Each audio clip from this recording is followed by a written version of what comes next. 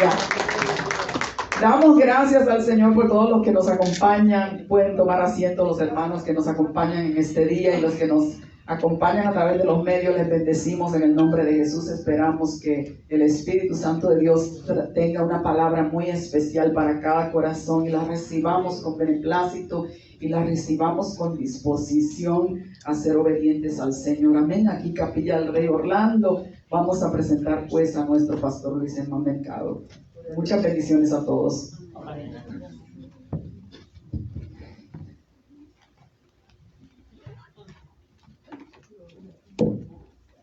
Amén. Quiero pedirle que esté puesto de pie conmigo. Busque su Biblia.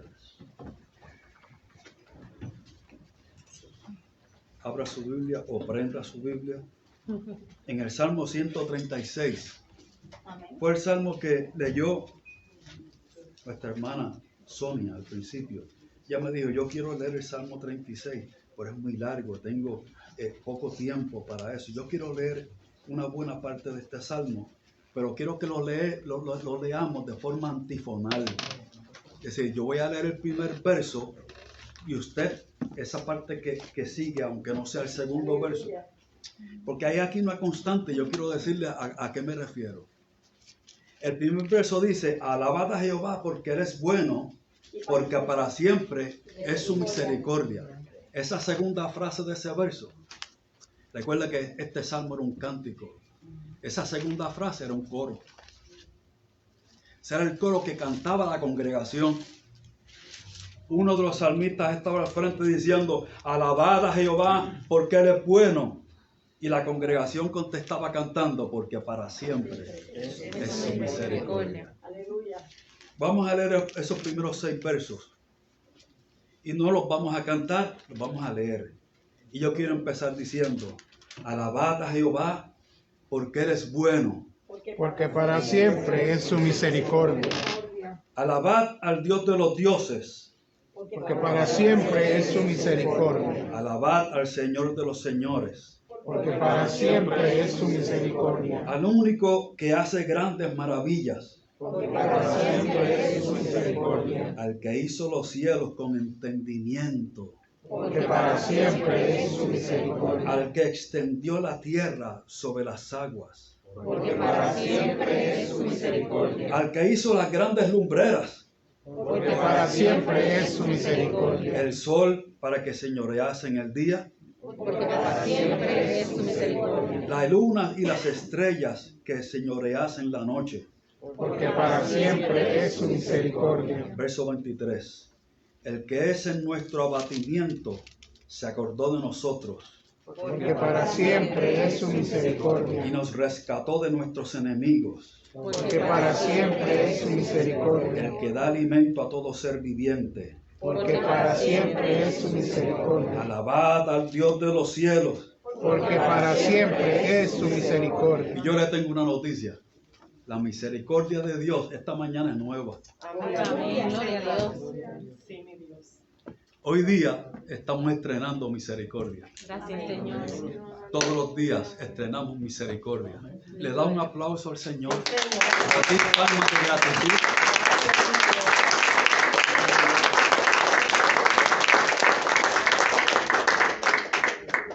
Puede sentarse.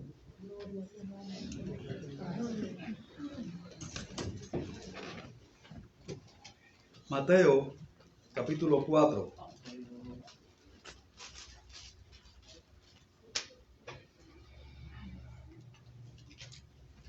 Voy a referirme al verso 23. 4, 23 de Mateo. Márquelo allí, acompáñame. Yo quiero decirle que este evangelio del evangelista Mateo, valga la redundancia, recoge en estos primeros capítulos el principio del ministerio de Jesús. Por eso comienza detallando una genealogía y sigue con la historia de cuando Jesús fue llevado al desierto para ser tentado por el diablo. Y oiga bien, La Biblia dice que Jesús fue llevado al desierto ese fue el propósito, para ser tentado en el desierto. Y ayunó y oró 40 días, 40 noches. Y al cabo de ese periodo de 40 días, 40 noches, el diablo vino y lo tentó 3 veces.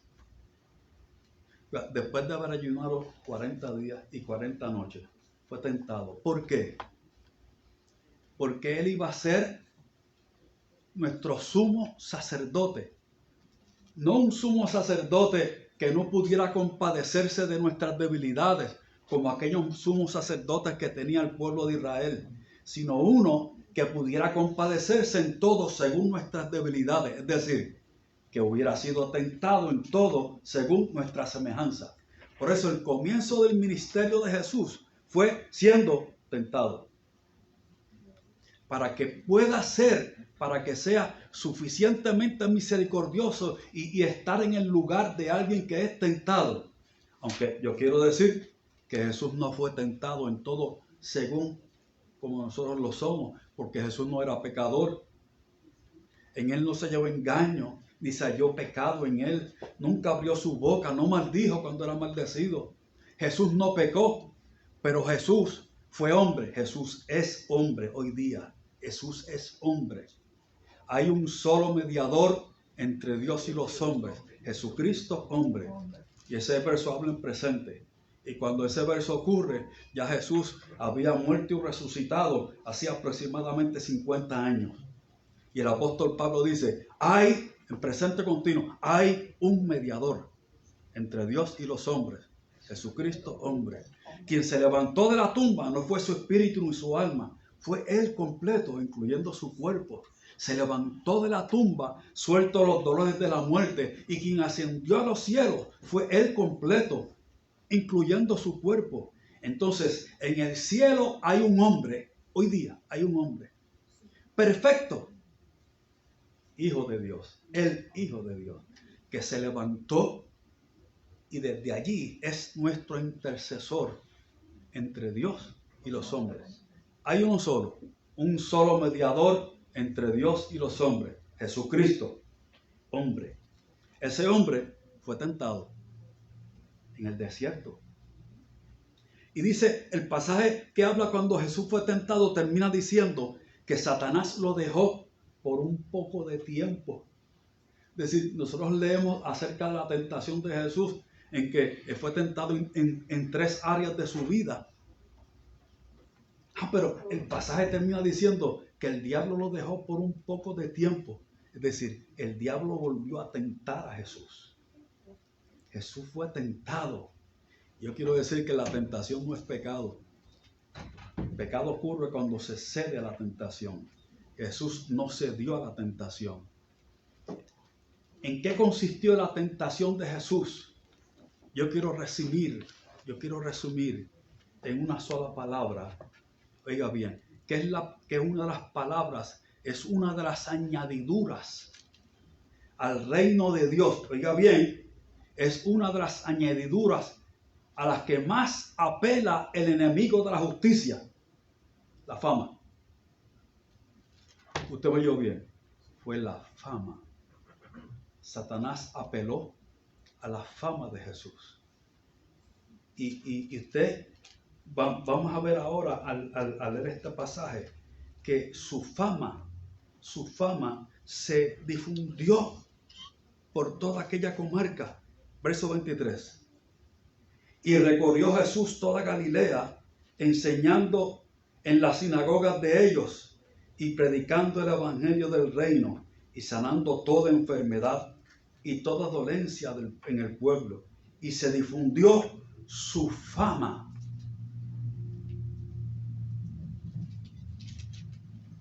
Y aquí está registrando, comenzando su ministerio. Su fama se difundió. Pero ¿se difundió por dónde? Jesús estaba en Judea. Pero dice aquí que se difundió su fama por toda Siria. Por toda Siria. Esta era la primera potencia mundial en este momento. Bueno, la segunda. La primera era Egipto, y está ahí en el Éxodo registrado. Pero Siria era una superpotencia. Y la fama de Jesús se difundió por toda Siria, no una parte. Y le trajeron todos los que tenían dolencias, los afligidos por diversas enfermedades y tormentos, los endemoniados, los lunáticos y paralíticos, y los sanó. Y le siguió mucha gente de Galilea, de Decápolis, de Jerusalén, de Judea, del otro lado del Jordán. Jesús tenía fama. Y esto es una constante a través de los evangelios. Jesús se difundía su fama. La fama de Jesús crecía. Oiga, pero Jesús nunca buscó fama. Lo digo otra vez. Jesús nunca buscó fama. Su palabra, su enseñanza nunca fue para ganar adeptos y hacerse famosos. Lo que dijo usted nunca encontrará tan siquiera un atisbo de un deseo de ganar fama. Ahora yo quiero que usted me acompañe aquí mismo en el capítulo 6 y verso 31.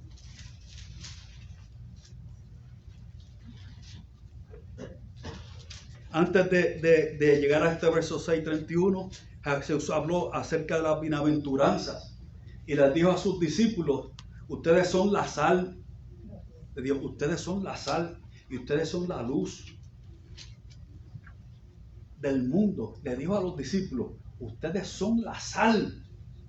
O sea, la sal del mundo no es la gente que más dinero tiene. La sal de este mundo no es la gente que más fama tiene. La sal de este mundo es el pueblo de Dios en este mundo, que no es de este mundo. Y asimismo la luz. Jesús habló acerca de la ley, de la ira, del adulterio, juramento, del amor hacia los enemigos, de la limosna, de la oración, los tesoros, las riquezas y el juzgar a los demás. Y llegamos ahora a este capítulo 6 y verso 31.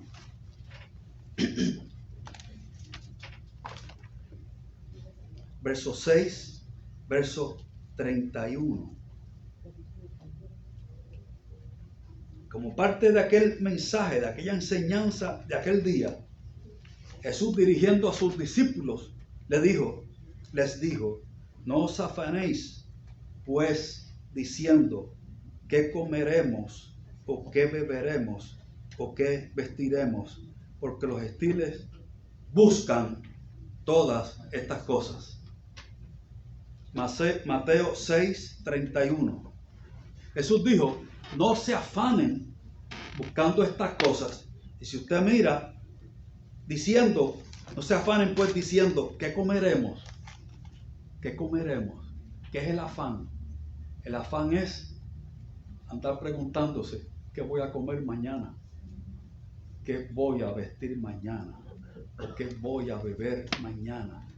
Afán no es estar bien ocupado, ¿sabe? Oiga bien, afán no es trabajar mucho. Hay gente que puede estar trabajando mucho y no estar afanado. Hay gente que puede estar quieto, tirado en su sofá y estar afanado. No se trata de esfuerzo ni de trabajo. Oiga, Dios quiere que seamos esforzados. Dios quiere que en lo que hacemos seamos esmerados. Eso habla de nuestro carácter.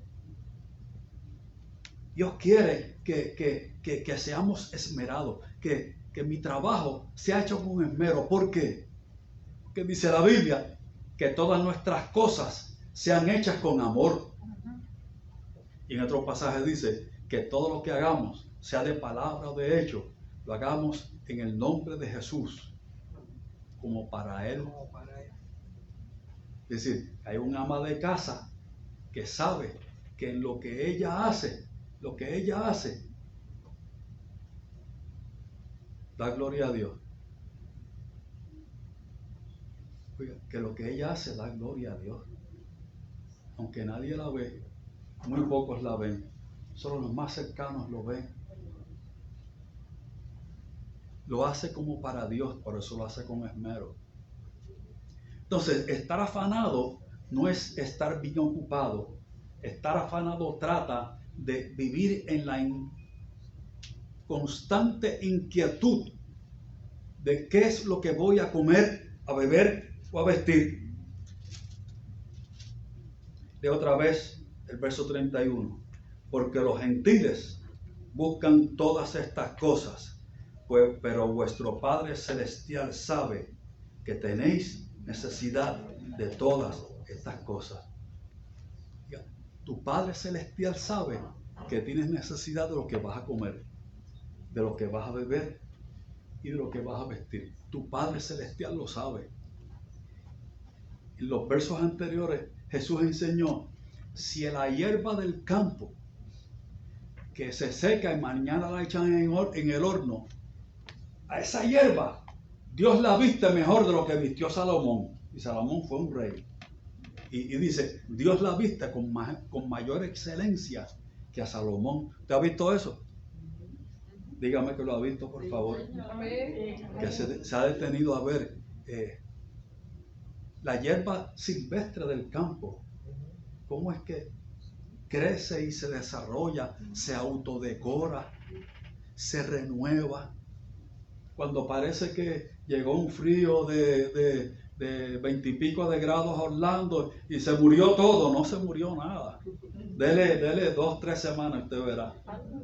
Usted verá que la historia es otra. Dice, nuestro Padre, ¿quién la viste así?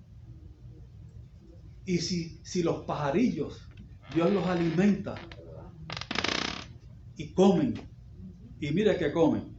Alguien dice, yo como con un pajarito, pues come mucho. Come mucho porque los pajaritos comen sin parar. Nunca se compara con un pajarito.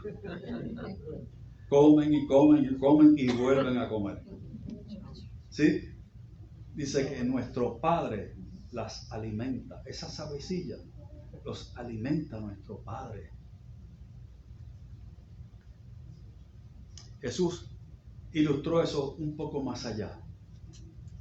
Jesús dijo, se venden por 3 denarios unos cuantos 5 pajarillos, pero ese era el precio de 4 pajarillos. El quinto parecería que era lo que llaman en algunos sitios la ñapa. ¿Sabe qué es la ñapa? La añadidura.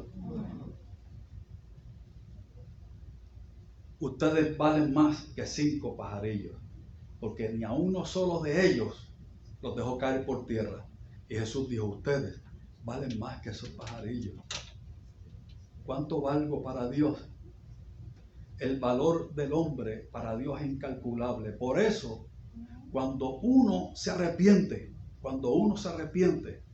hay gozo en el reino de los cielos. ¿Sí?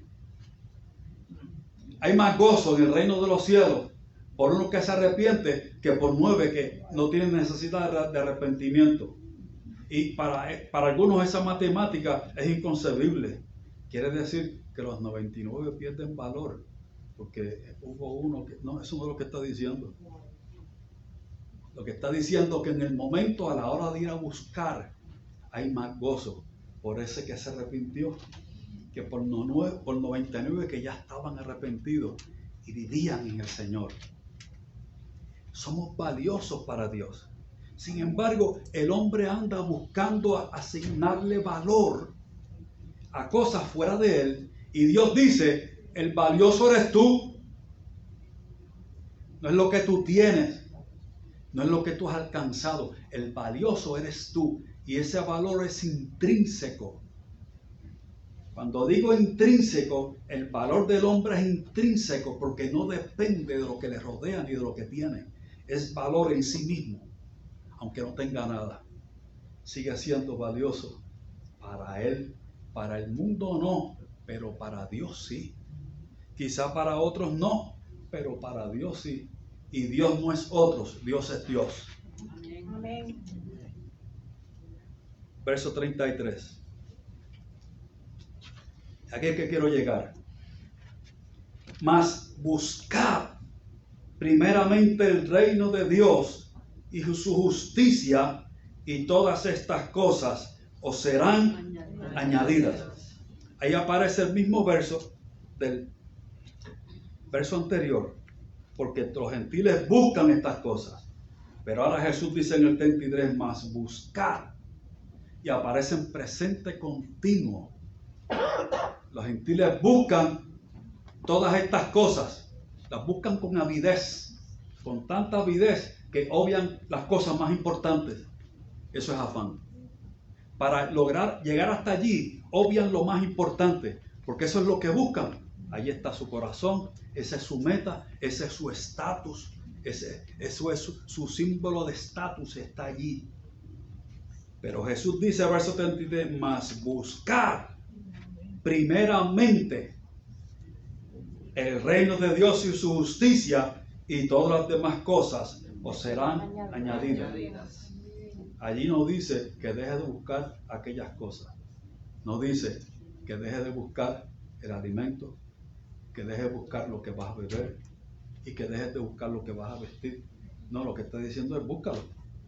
Búscalo. Trabaja por eso. Dios puso al hombre en el huerto de Edén para que lo labrara y lo guardase.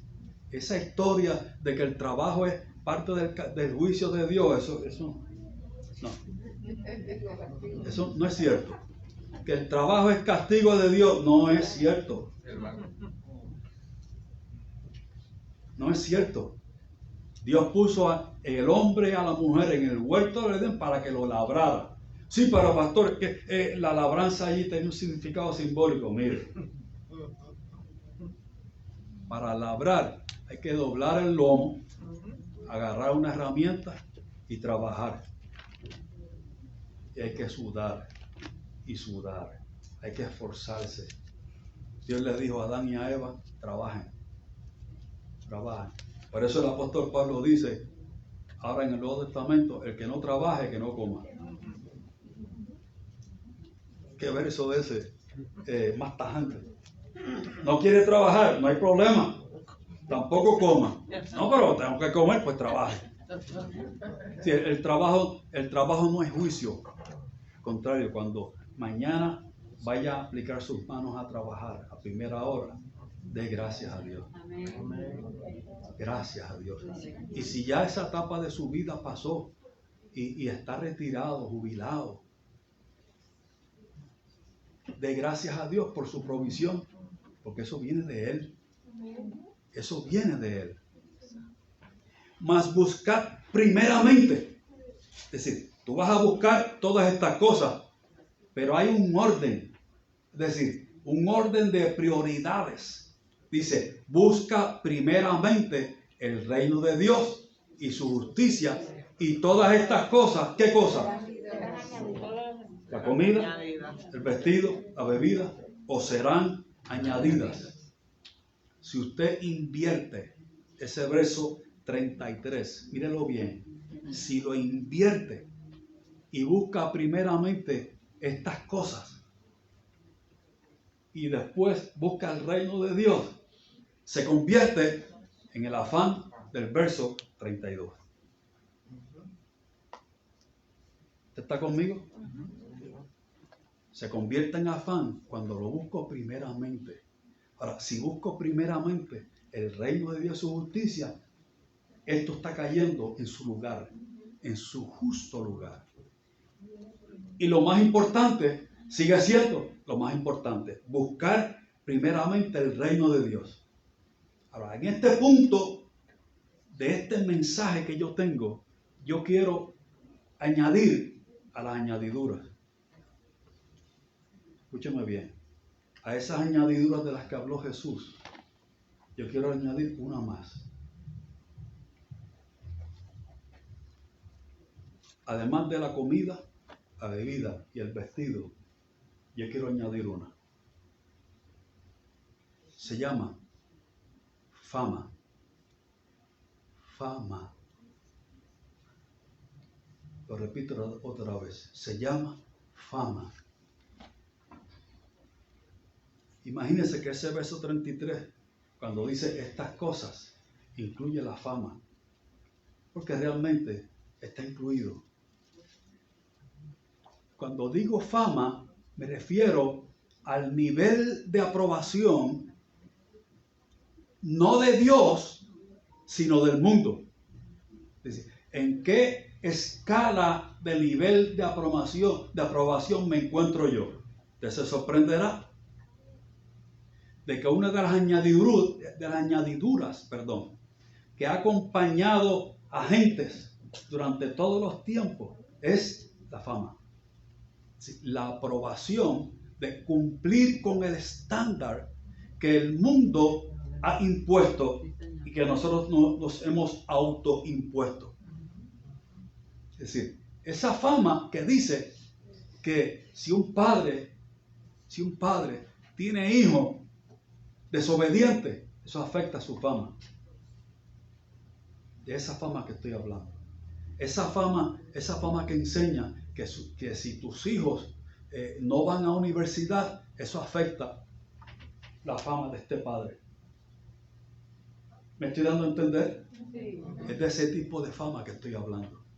De ese estándar, de ese reconocimiento, de cumplir con ese estándar, de que mis hijos todos tienen que ir a universidad. ¿Por qué? Porque es así. ¿Pero por qué? Eso es lo que me va a hacer quedar bien a mí. Eso quiere decir que yo he hecho... ¿Hay algún problema en ir a la universidad? No, ninguno. Por favor, haga todo lo posible. Jóvenes, hagan todo lo posible por ir a la universidad y estudien. Sí. Pero recuerde que eso nunca debe ser prioridad, es una de las añadiduras. Dicho de otra forma, cuando la fama dice que yo tengo que estar en un nivel socioeconómico aceptable y por debajo de eso hay deshonra. Yo tengo que estar a ese nivel o encima. Es decir, hay deshonra cuando en vez de un carro último modelo, un carro de máximo 2 años de uso, yo voy a caminar en un carro de 4 o 5 años de uso. Hay deshonra en eso. El mundo dice, si tú eres un hombre próspero, una mujer próspera, tú debes estar en un carro, modelo reciente y un modelo bueno. O sea, no tampoco. Eso es un estándar. Y gente se afana por buscar esa añadidura, aún pasándole por encima al reino de Dios. ¿Por qué? Porque se trata de la fama. Pregunto yo, ¿querrá Dios prosperar a sus hijos? ¿Hay algún problema en la prosperidad como tal? No hay ninguno. Si usted busca en la Biblia, muchos de los hombres de Dios y mujeres de Dios fueron gente rica. No hay ningún problema en la riqueza. La riqueza no tiene personalidad. La riqueza es neutral, no es ni buena ni mala. Depende para qué yo la uso. El problema no está en la riqueza. Sin embargo, yo busco primeramente el reino de Dios y Él es quien me prospera. ¿Ve la diferencia? ¿Te vio la diferencia? Yo busco el reino de Dios primeramente y Él me prospera. Él me da. Y pastor, y usted podría decirme, si usted cree que Dios me va a prosperar al nivel que yo entiendo que es prosperidad, ahí que está el problema. Entonces me está diciendo, al nivel de prosperidad que yo veo en las redes sociales, al nivel de prosperidad que yo veo en los medios de comunicación, que yo veo en la calle de mis vecinos. ¿Sabe? Mis vecinos tienen un nivel de prosperidad. ¿Querrá Dios llevarme a eso?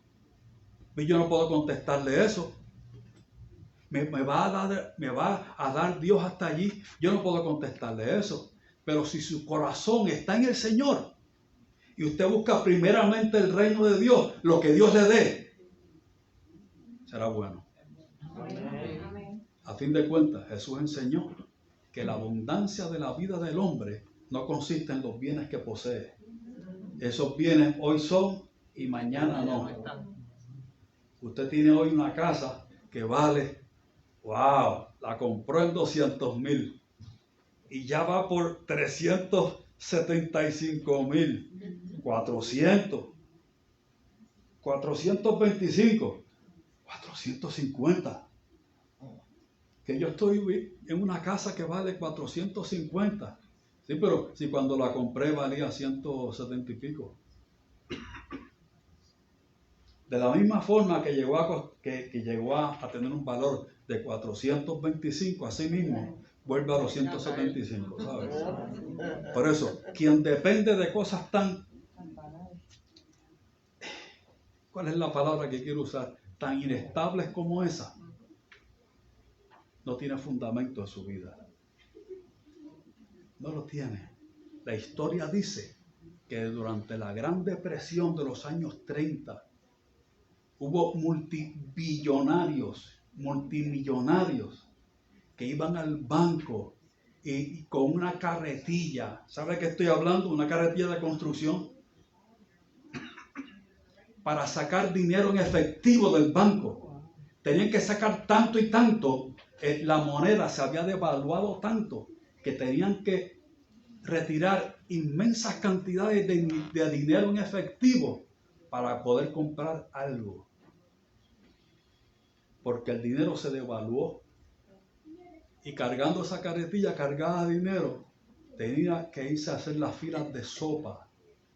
Filas de sopa era una repartición de alimentos básicos que el gobierno tenía. Y allí estaba el pobre y el multimillonario haciendo la misma fila para comer sopa. Así de mucho llegó a costar el papel moneda. Nada. Se llama devaluación. Mas buscad primeramente el reino de Dios y su justicia, y todas estas cosas os serán añadidas. Así que no os afanéis por el día de mañana, porque el día de mañana traerá su afán. Basta cada día su propio mal. Si la fama y el deseo de reconocimiento y el deseo de formar parte de esa élite que proyectan que han llegado, que lo alcanzaron, se convierte en un afán, yo estaré pasando por encima del reino de Dios y se convertirá, ocupará el lugar que le corresponde al reino de Dios. Y eso se llama afán. Es una de las añadiduras y no podemos buscar añadiduras. No comienza allí, comienza buscando el reino de Dios.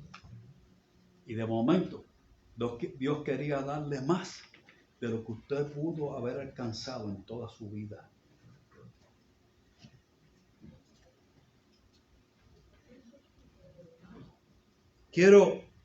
Acompáñame al capítulo 16 de este mismo evangelio, 16:21.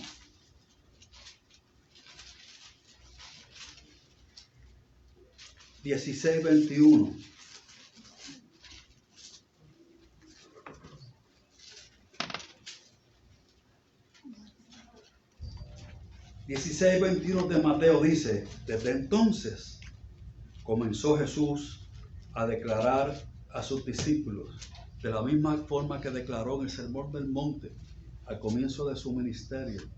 Ahora estaba declarándole a sus discípulos que le era necesario ir a Jerusalén y padecer mucho de los ancianos, de los principales sacerdotes y de los escribas, y ser muerto y resucitar al tercer día. Entonces Pedro, tomándole aparte, comenzó a reconvenirle diciendo: Señor, ten compasión de ti. Es el único momento en que alguien le dice al Señor: ten compasión de ti. Mucha gente le dijeron: ten compasión de mí. Pero aquí alguien está diciendo ahora: ten compasión de ti. en ninguna manera esto te acontezca. Fue una preocupación genuina, pero muy lejos de la voluntad de Dios. Por eso la respuesta de Jesús. Pero él, volviéndose, dijo a Pedro: quítate delante de mí, Satanás, me eres tropiezo, porque no pones la mira en las cosas de Dios, sino en las cosas de los hombres. Y estaba hablando al apóstol Pedro. ¿A qué se refería Jesús? Pedro no estaba endemoniado, ¿sabe? Era hijo de Dios. Un hijo de Dios no puede estar endemoniado. ¿Por qué lo identificó y le llamó Satanás? Porque Jesús se estaba dirigiendo a él en momentos en que Pedro no estaba respondiendo al reino de Dios, sino al mundo. El mundo dice: no pases por eso, Jesús. No permitas que esto se pase. Pero Jesús mismo le dijo al Padre orando: si es posible que pase de mí esta copa, si no, que sea como tú quieres. Jesús estaba buscando primeramente el reino de Dios. Las demás cosas serán añadidas. Porque cuando fue obediente hasta la muerte y muerte de cruz, le ha sido dado un nombre que es sobre todo nombre. Para que en el nombre de Jesús se doble todas las rodillas de los que están arriba en el cielo y abajo en la tierra, de todas las familias de la tierra. Y bajo el cielo no hay nombre mayor que el de Jesús. Su nombre es sobre todo nombre. Porque fue obediente y obediente hasta la muerte. Lo que le estaba diciendo a Pedro era: esto no sienta bien para un rey. Y tú eres el rey. Morir así en una cruz no sienta bien. Esto no está bien. No te acontezca esto. Tiene que haber alguna otra forma. Tiene que haber algo más que podamos hacer. Apártate de mí. ¿Sabe por qué? Porque no pones la mira en las cosas de Dios, sino en las de los hombres. Entonces Jesús dijo a sus discípulos: si alguno, ya no tan solo Pedro, si alguno quiere venir en pos de mí, niéguese a sí mismo y tome su cruz. Tome su cruz. La cruz nuestra, la mía, la suya. Tome su cruz. Tome su cruz. Niéguese a sí mismo y sígame. ¿Cuál es la cruz?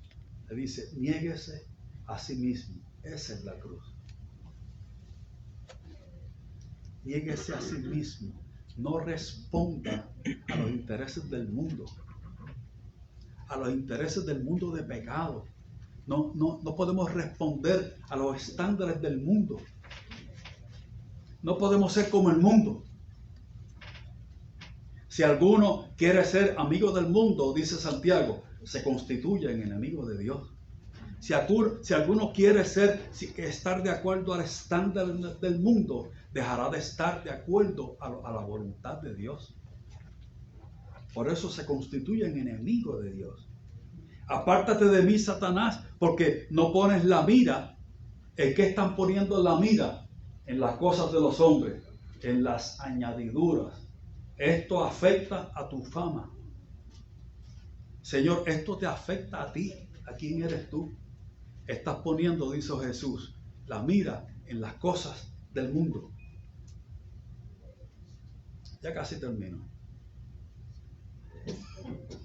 En los comienzos de la iglesia, que está registrada allí en el libro de Hechos, la primera iglesia en levantarse fue la iglesia de Jerusalén.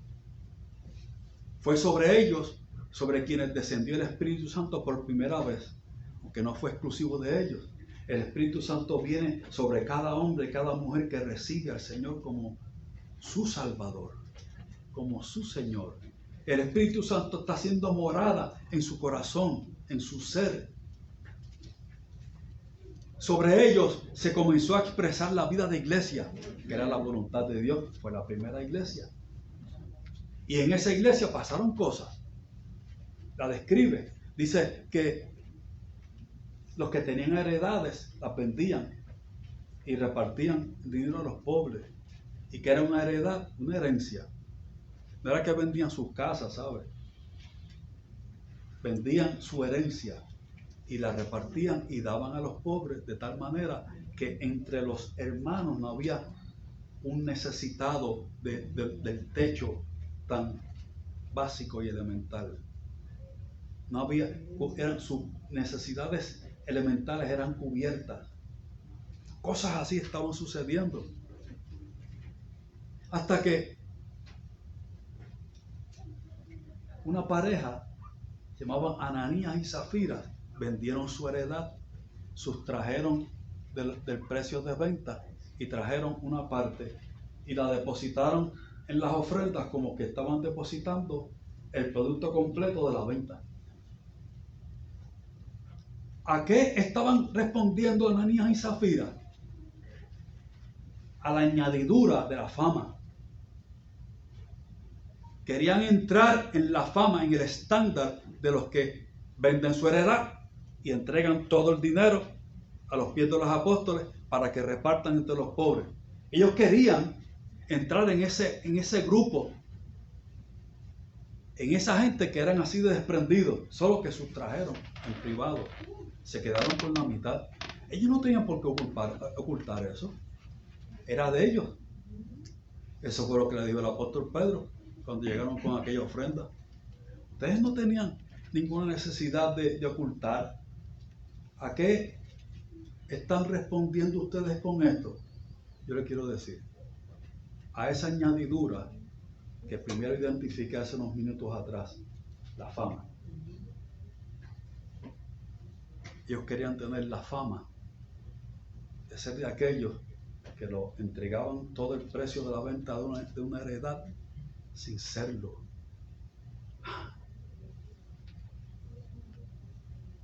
Oiga, a Dios no le gusta la imitación.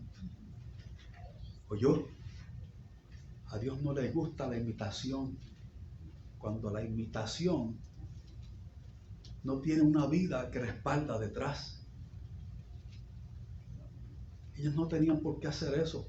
Inclusive podían vender la heredad y quedarse el precio completito. Y no estaban en desobediencia, no estaban mal. ¿Cuál fue el problema?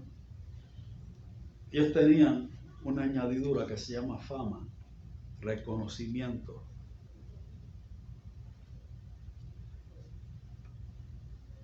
Dios hace que tengamos fama. Sí. Oiga bien, sí. Pero la fama en el sentido que estoy hablando. Sí lo hace. Jesús tuvo fama. Pero Jesús no buscaba la fama.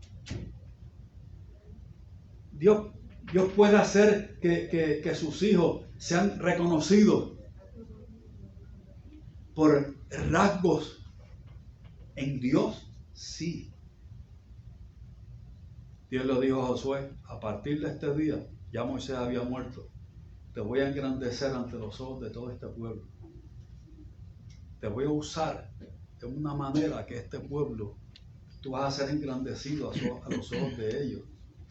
Y alguien dirá, oye, pero eso será como que raro. Y no habrá gente que lo intentará idolatrar, sí. Pero el problema estaba en la gente, estaba en él. Porque él nunca se engrandeció. ¿Ve la diferencia? No fue que Josué buscó ser grande. Dios le engrandeció.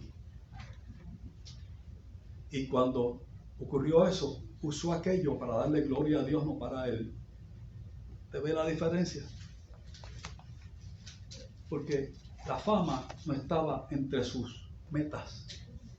No estaba allí. Y cuando la fama llegó, se la pasó el Señor. La utilizó para servir a Dios. Porque aun cuando la fama llega, aun a ese nivel de que Dios lo engrandezca delante de todo un pueblo, cuando su corazón está en el reino de Dios, esa fama no lo cambia. No viene a ser un hombre distinto. No cambia su forma de caminar.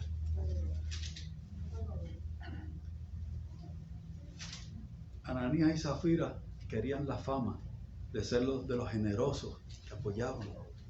Y al poco tiempo alguien más se levantó, se llamaba Simón. Había sido mago, hechicero. Y con sus encantos y hechicería había conquistado a muchos y había ganado mucho dinero. Se trata de dinero. Pero no solo dinero. Este hombre se convirtió al Señor. Oiga, Simón se convirtió al Señor.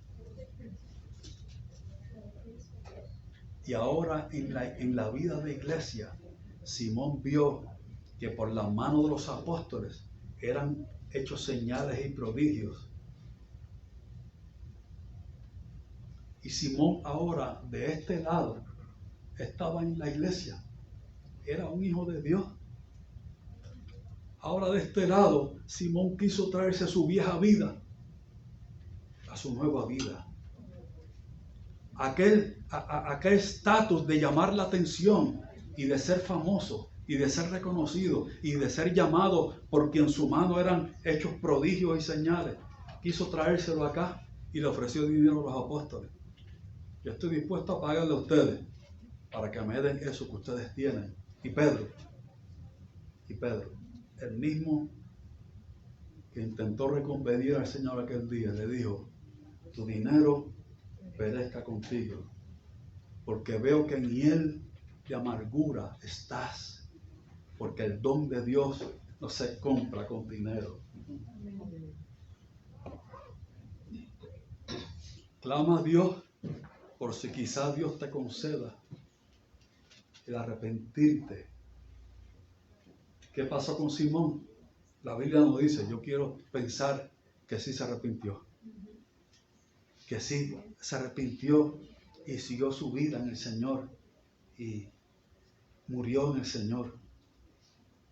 Murió como empezó. Quiero pensar que sí.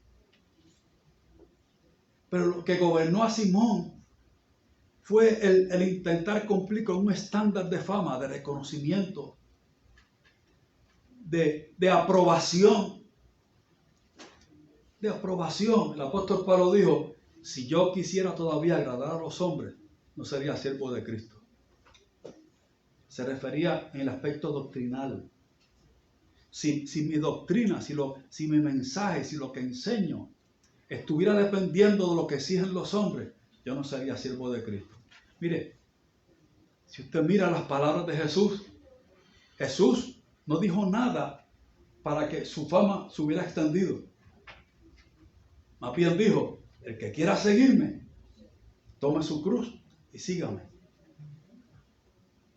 Eso no era famoso, eso no era buscado por muchos, pero Jesús estaba hablando la realidad.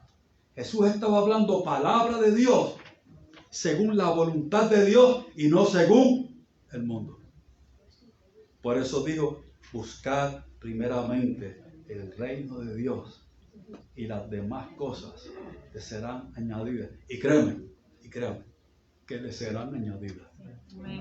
Yo le garantizo que le serán añadidas. Si busca primeramente el reino de Dios, porque le serán añadidas, porque Él es fiel. Porque Dios es fiel. Si alimenta a los lirios del campo cada día sin faltar, ¿cómo no nos va a alimentar a nosotros? Si Dios es tan fiel que a esa hierba del campo no le falta el agua cuando realmente lo necesita, y Dios sabe cuándo lo necesita, y llueve por la voluntad de Dios, y se detiene el aguacero por la voluntad de Dios. Yo he observado desde mi casa esta semana uno de los arcoíris más grandes que yo he visto alguna vez. Gigantesco. Ahí estaba esa colección de 7 colores.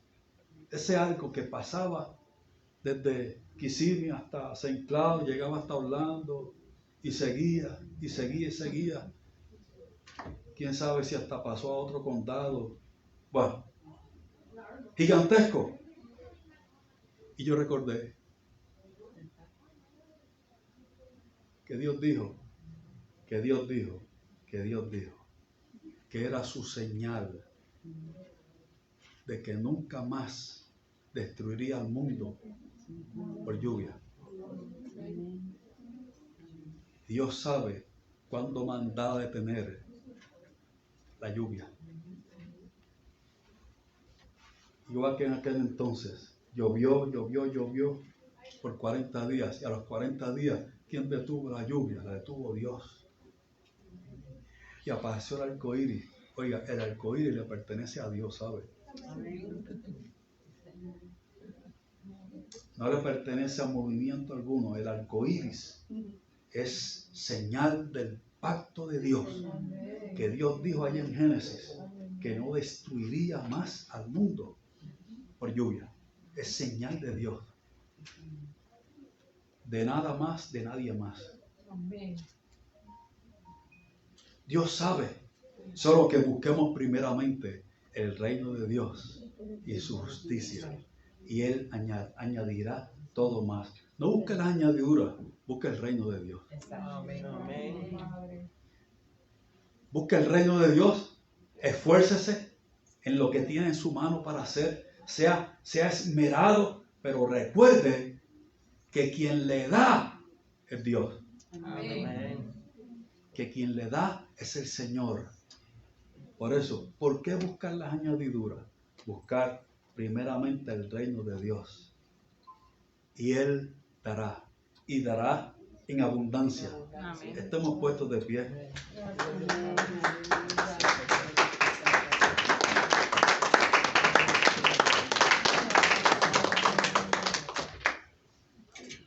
Señor amado Jesús, este pueblo y yo ahora estamos diciendo aquí de pie, Señor, que es mejor vivir para ti, buscando primeramente tu reino, tu justicia.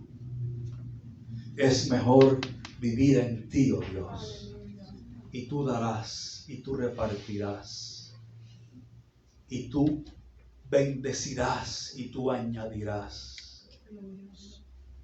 Yo quiero decir en este momento, ¿habrá alguien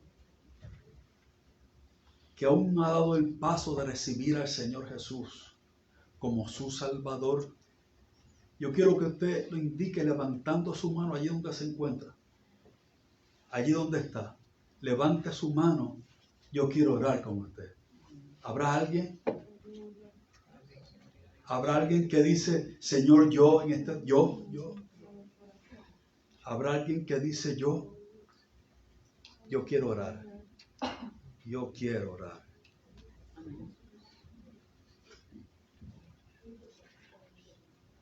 Señor Jesús, Señor Jesús, gracias por este día. Gracias por tu palabra. Padre bueno, gracias por tu palabra, Dios mío. Señor, mira esta semana que vamos a entrar ahora, Padre eterno. Bendice a cada uno de ellos, Señor. Bendícele. Prospérale tú. Añade tú, Señor. Dios bueno, recordando que tus promesas son fieles y verdaderas. Son fieles y verdaderas. Gracias.